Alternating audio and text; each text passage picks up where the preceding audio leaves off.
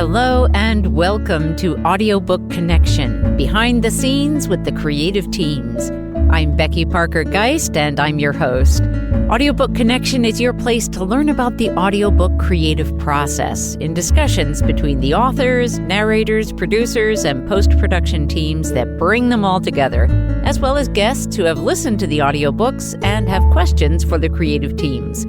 This podcast is sponsored by Pro Audio Voices, helping great stories come alive through audiobook production and marketing.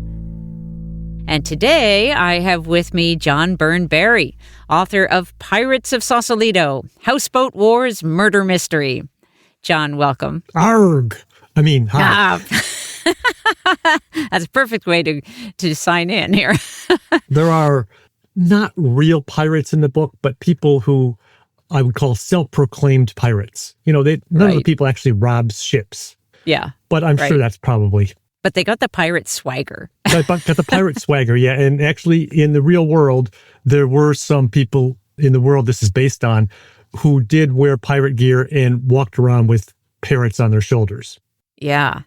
There are a couple different aspects of this project, and so I'm going to briefly mention what those are, and then we'll go into the two different areas. But one is, I just want to talk to you more about kind of the writing itself and the book and how it all began, and then also talking about the audiobook production.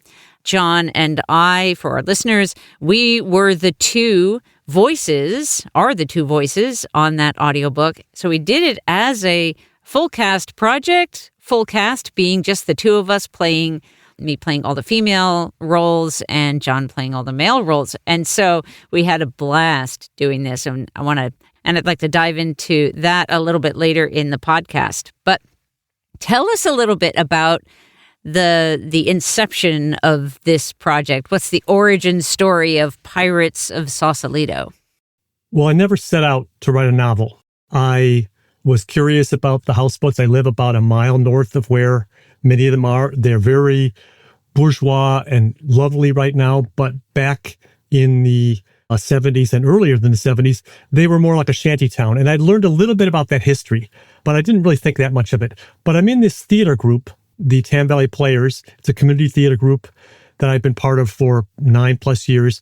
And we do murder mystery dinner theaters. So we get people, about 100 people at tables of 10, and they watch this show. And about 75% of the way, 80% of the way through the show, we stop and we have someone go out in the audience and say, okay, every table, pick a table captain and tell us who your table decided, who done it, and why.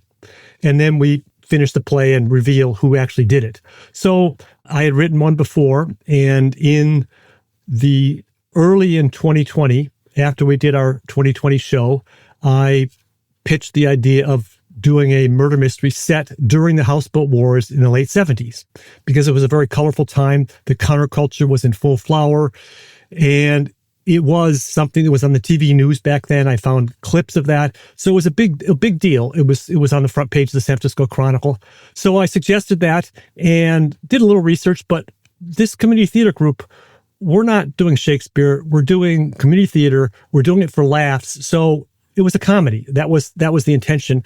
And the problem was that I wrote this script that I was pretty happy with, and I finished it in about July of 2020. And by then the pandemic was happening. And the idea of live theater, we had no idea when we might do it. So that was when I came up with the idea of, there's a lot of good stuff here. Let me turn it into a novel, which is a lot harder than maybe I anticipated, because I'm pretty good at writing dialogue, and a play is all dialogue, but then you have to get into the inner voices of people, et cetera, et cetera. But we eventually did do the play. By then I'd probably written the first draft of the novel. We did a play. I directed it and we performed it that would be March of 2023. And then once that was over, I took a couple hours off, and then I proceeded to try to finish the book and all that. So a couple hours. No, more than that. Yeah.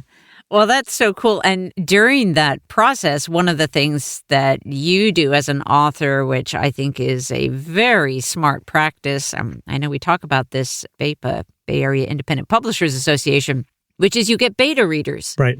And you being for our one listeners, I got to be one of the beta readers, and I was so happy to do it. And when in reading it, it was, to me, it was just like called out to be a full cast audiobook. Just really felt like it would be such a fun project. Well, can I talk for a second about just the whole beta reader process? Yes, yeah. Part of it, because I was very happy with the play. It was silly, ridiculous, way over the top. We got a lot of laughs. We had some crises with people getting COVID. We had to postpone anyway. But it turned out, I thought it was an artistic success, if you want to call community theater art, which let's just say for the moment it is. Sure.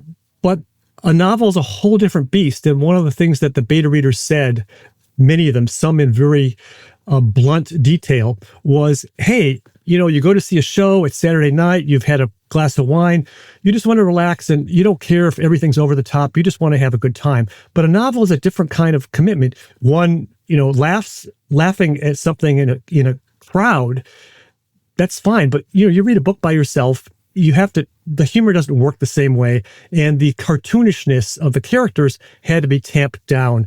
That was a struggle for me to do that during the process of writing, as well as once I got the beta feedback and saw how many people said roughly a similar thing, which is that some of the characters are just too cartoonish and you need to give them a little bit more depth. And I'd like to believe that I did that to a certain degree. I didn't change the story, but I made some of the characters gave them a little bit more depth. And the way I did that, and I've talked about this with a bunch of people, and I think it works pretty well, is that I gave them a few moments here and there of paying attention to someone else and having empathy for another character, because that makes them seem a little bit less self-centered. If you're thinking about someone else and how they are feeling, it makes the character seem like, oh, they're not just a self-absorbed idiot. And it also can enrich the other characters as well. And I probably did that 50, 60 times throughout the book, but didn't take that much space. Sometimes it took 5 paragraphs, sometimes it took 2, sometimes it was a half a page. I don't have any control group to say you did much better than this other one. Maybe someday I will. Anyway, I'm pretty happy with it. I'd like to believe I improved it by 10%, which is, 10%. That's good enough for an ad. The Pirates of Sausalito, 10% improved from beta version. I think it's a delightful story. I really do. And that the characters are fun. And I liked the depth that you created for them, so that like Fenton Felton, who's did I get his name right? Felton is the sometimes I would switch as the Fenton and the Felton around. the greedy developer villain. And because it seemed like he was the one that would, most jumped off the page as a cartoon character. Right. But he has his moments, where you go, oh, that's wwhy he decided to go that way, or some of it being conscious choice on his part. Right. Well, he had an ex-wife and a mistress, and some people said, well, if he's that much of an asshole, why would they be interested in him? You got to show him having a little bit more substance, or at least a history of that. I mean, some people can be very good at wooing women, and then as soon as they got them, then they just ignore them. So that was sort of where I went with that. Yeah, that's fun. Well, let me ask this. So as you were developing the novel, had you already thought about putting it into audio, since you had the experience of the play already? Yes, I did. And partly because it was all dialogue, and because even in the novel, it's very dialogue heavy. There's not a lot of long descriptions, and it does move fast. As a matter of fact, one of the things I learned from beta readers is that perhaps I sacrificed depth for pace, because I wanted it to be a fast-moving book. No beta reader said it moved too slow. Everybody said, yeah, it was a page turner. So I think what I did is I put a little more in so that there was a little bit more depth. But yeah, I think I did, because the audiobook experience is more like reading than seeing a play, because when people see a play, other people are there, people are applauding or laughing or whatever, and people don't necessarily do that with an audiobook. But the opportunity to deliver the lines, I mean, actually, one of my memories, one of the people in the cast who was a relatively new actor and had a lot of stage presence, I would have delivered some of the lines differently. I thought he could have gotten more laughs as a result of it. But anyway, so there's still jokes throughout the piece. So I wanted to do them in a way that you would, it's just easier to do them verbally. Not verbally. What's the right word? Audioly? Yeah, auditory. So someone can hear them as opposed to read them. Yeah. Right. Yeah, So yes, I did think about that, but I had not done it. And I certainly didn't anticipate that you would suggest that I be one of the two narrators, but I really enjoyed doing it. And one of the things I was most worried about, which I feel as if I managed okay, was being able to have different voices for the different characters. I've been an actor for a long time, but I've usually only done one role at a time as opposed to 5 or 6. Right. Yeah. And I want to come back to that in a moment, but I know that there was some word wrestling with the title. Talk to us a little bit about that. Well, the play was called Sausalito Houseboat Wars Murder Mystery. And part of that was just, I wanted it's set in Sausalito. It's about Sausalito. It's a mile from here. But I wanted to create a little distance and create that, I don't know, just didn't use the exact words. I used other words. For example, there's a bar in Sausalito called the No Name Bar. And I changed that to the bar whose name we dare not speak. And it's not the same place, but people think, oh, that's the... So at any rate, many people urged me to use the name of Sausalito instead of this fake name. And my beta title was The Pretend Pirates of Sausalito, because this main character, Honest, is definitely a pretend pirate. He's acting as a pirate. He's acting as a clown to get attention from the TV cameras for their cause. And it works. But he's also sort of ridiculous. And his girlfriend calls him a pretend pirate. Other people call him a pretend pirate.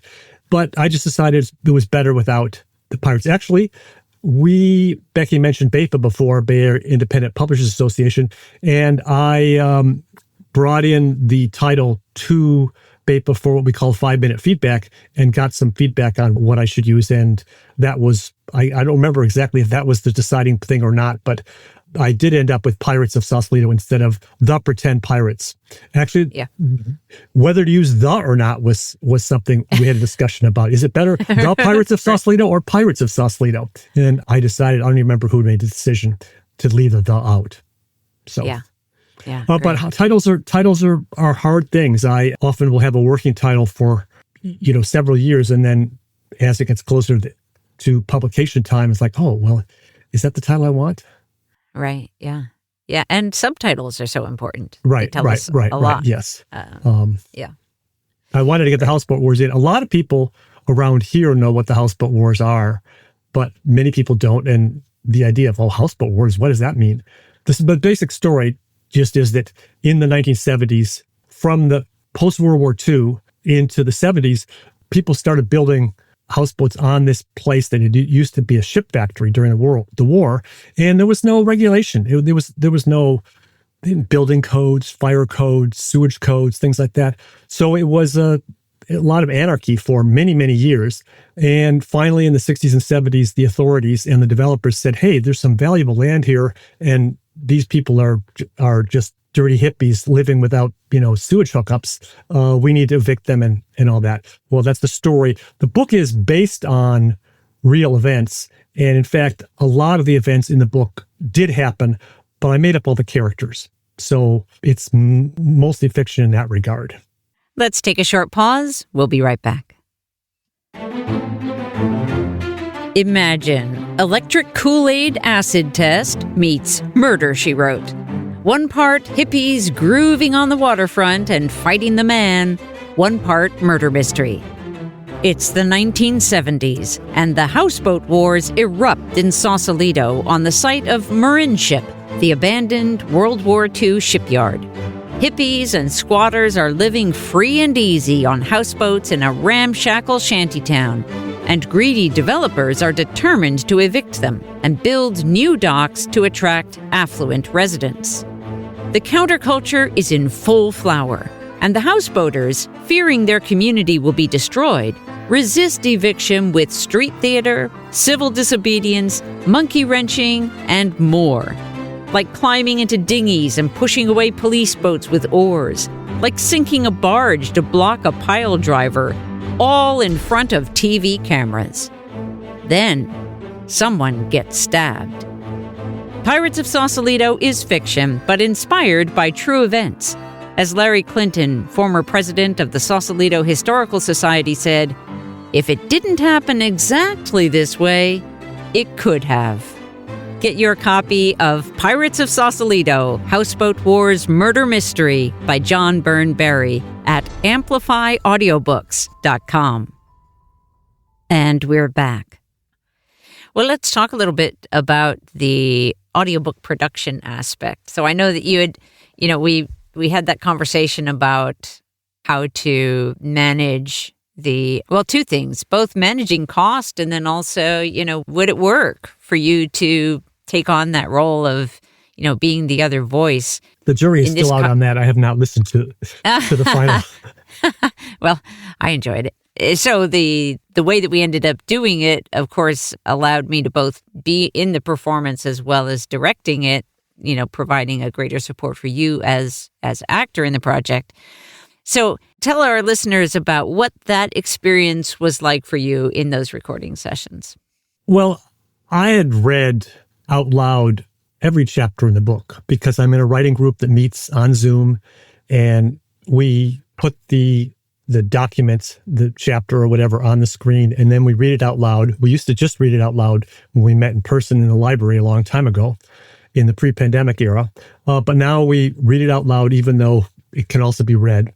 And so I'm used to reading dramatically, but what we did during the audiobooks, which was new, is, I would read a line and then in the character's voice, and then the he said or she said would be in the voice of the narrator of that chapter. And that took a little getting used to. And also what took a little getting used to was having two male characters having a conversation with each other when they had different voices. But, that main thing was just to pay attention and make sure that I shifted back and forth. And I did have some relatively simple ways of distinguishing characters. Fenton Felton was, throaty and bombastic. "Get those houseboaters out of my marina now!" And one of the other characters, Honest, the pirate, the pretend pirate, I did that more in my own voice and all that. And some of the other ones more nasal. A newscaster named Johnny Dash, and I sort of did a Howard Cosell. "This is Johnny Dash reporting live from Sausalito." I don't know if people recognize that as Howard Cosell, but that's what I hear when I'm saying it. Yeah. And that made it a lot easier to distinguish from the others. But there were some small parts where the character was just in one chapter for a page or two where I sort of had to wing it a little bit. But I don't think anybody's going to be studying it that closely. Yeah. One of the things that you brought up is a nice point for any authors who are narrating their own fiction is the way that you are thinking about, that you were thinking about, like basing a character on someone that you already know, or that you know how they speak. So it could be a famous figure. It could be also, and we had talked about this, prior to the actual recording sessions, or basing it on someone you know personally, it could be like your mom or your brother, or, those kind of folks, that any voices that you know well that are kind of distinctive can really help set us up for success when we are trying to develop those different kinds of characters. All right. And then prior to the recording session, you worked with one of our home studio consultants. Tell us a little bit about what they did with you and how that worked out. Well, I now have a professional mic set up, and if everybody and their brother wasn't already doing podcasts and I didn't have a lot of other things to do, I'd now I can do that too. That's right. And just learning how close to be with it. I've done a variety of things with lecterns and regular microphones, so I know to speak into it like it's an ice cream cone and not be too close to it and watch about popping my peas. But this thing has a little, what do you call it, baffle or something? Pop filter. Yeah, to help with that. No, that process, that all went very smoothly. And right now we're recording and I can see the level over here on the right. And I'm supposed to be between about 12 and 20 or something like that, 12 and 30. That's what it looks like most of the time. So I guess I'm doing okay. And occasionally during the recording, I would get too loud and we would have to re-record something because what happens then? It just flattens out or something. So if you peak, so if you get too loud, you're actually hitting that peak, and then it sounds distorted. Well, maybe I think I might have done that during Fenton Felton's maniacal laugh. Yeah, yeah, it did peak a little there. Yeah. So when you, so as we headed into that session, those first recording sessions, you were all set up and knew how to manage, right? Okay. What would you say is your next, what's your aspiration going forward with this book, or what's coming up next, or kind of what are you working on next? I'm in a writing group and we read something almost every session. There's one tomorrow and I have not read something for a while. So I have started writing something else. It's not well formed enough to want to share here at this point where I've just finished a book, I need to spend a certain amount of time marketing and getting the word out. Is very challenging, despite all these classes, all these workshops and presentations we've received through BEPA. It's not easy to get attention for anything these days. But I remind myself that the writing itself, or in this case, the audiobook performing itself, is the important thing. I'm retired. This is not something I'm going to quit my day job in order to do full time, because I don't have a day job anymore. Well, I am a crossing guard, but it's summertime. So I'm back to writing again, and I was on vacation recently and I probably wrote 30 pages of notes. So that's an exciting thing. One of the things I like about writing is having this imaginary fictional world in my head so that I can be taking a shower and I'll be thinking, oh, what if I have so-and-so say to so-and-so? And I could be walking down the street and essentially having the dialogue between two characters. I just sort of talking to myself and have that imaginary life is, it's nice to have. I mean, you don't want to have your whole life be imaginary, but having that be part of my life is fun. And I also like, while I'm writing, to be reading, listening to audiobooks, watching, movies and TV shows, because the whole process of creating is always derivative. There's formulas for stories, and everybody who tells a story has to have, there's conflict. You have to have conflict and resolution, and then your protagonists have to keep getting into trouble. I remember one of the best pieces of writing advice I got was you get your protagonist stuck up in a tree and then you throw rocks at him or her for the rest of the book. So you have to keep coming up with complications that keep creating tension and conflict. The combination of listening to sometimes I'll be listening to one book, reading another book, watching something on some streaming service, and writing my own book. And there's so I'm not saying maybe I am borrowing here and there, or I'm thinking, oh, that one character over there, maybe I can turn that person into this person. So I definitely am using the real world and the fictional world and my own imagination in weaving all that together. Sounds like they provide fodder and inspiration. Right. So anyway, we'll see how long I keep doing this, but I'm going to work on, will be my 5th novel, and I'm going to finish that. But great. It might take 3 or 4 years, because that's about how long most of the time it takes. Yeah. And I know that you also do presentations to writing groups on.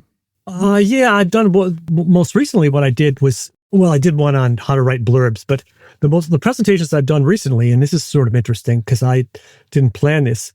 I knew I'd have the book done my deadline was this spring. So last fall, I talked to a librarian at the Mill Valley Library where I live, and said, this was when I was already doing a presentation. I was part of a panel about writing about California. So I suggested maybe I could do this talk. It's about the houseboat wars in Sausalito. So that worked out fine, except what she did is she hooked me up with the Mill Valley Historical Society, and they wanted me to talk not about my book, but about the real history the book is based on. And part of me is like, oh man, the research I did, I never thought about, well, I didn't need to be historically accurate. I was going for laughs. I was going for entertainment. So I had to sort of go back to my research again, figure out what was true and what wasn't true. But fortunately, the real story is also pretty interesting.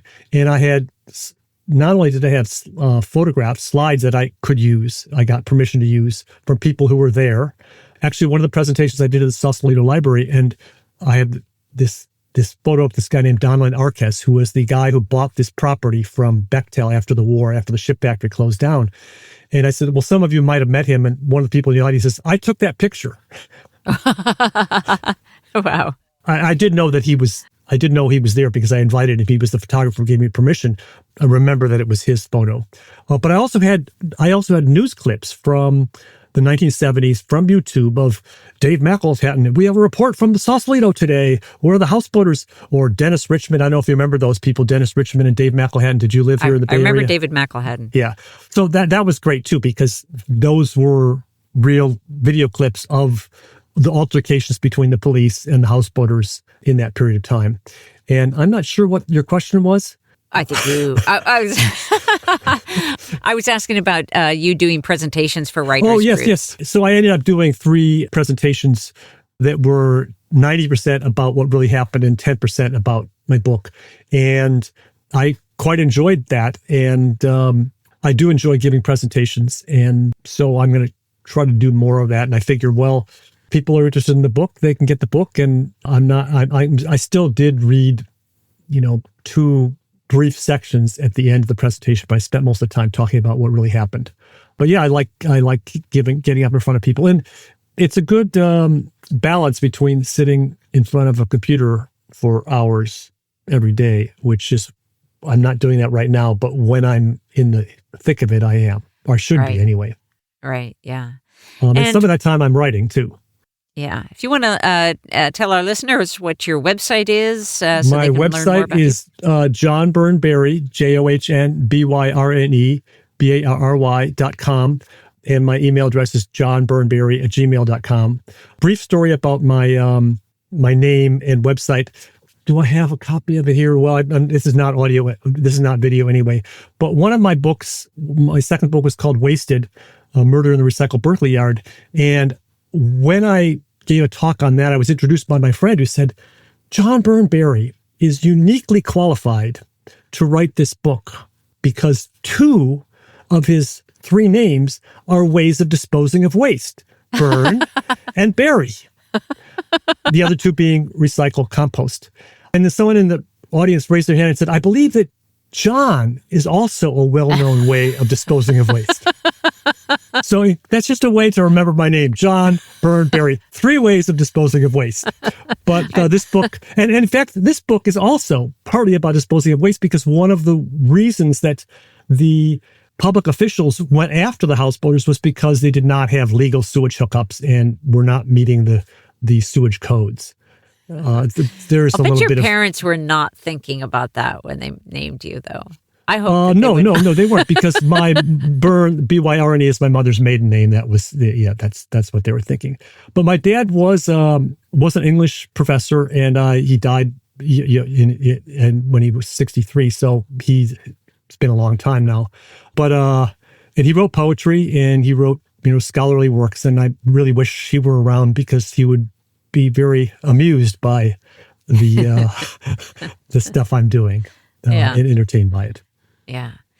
Well, I also want to let our listeners know that your audiobook is available on Amplify Audiobooks, and that is the best place to get the audiobook.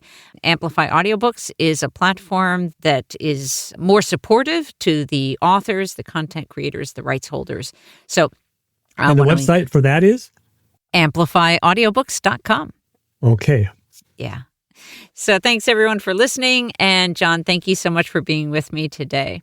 Okay. Thanks. It's been a pleasure. Thanks for joining us for Audiobook Connection, behind the scenes with the creative teams. Please take a moment to subscribe at audiobookconnection.com.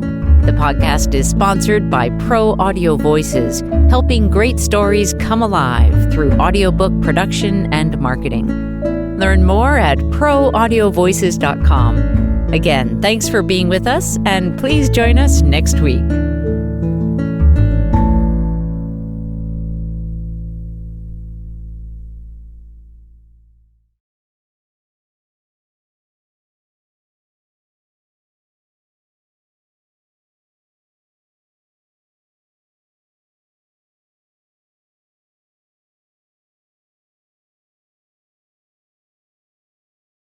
This podcast is a part of the C-Suite Radio Network. For more top business podcasts, visit c-suiteradio.com.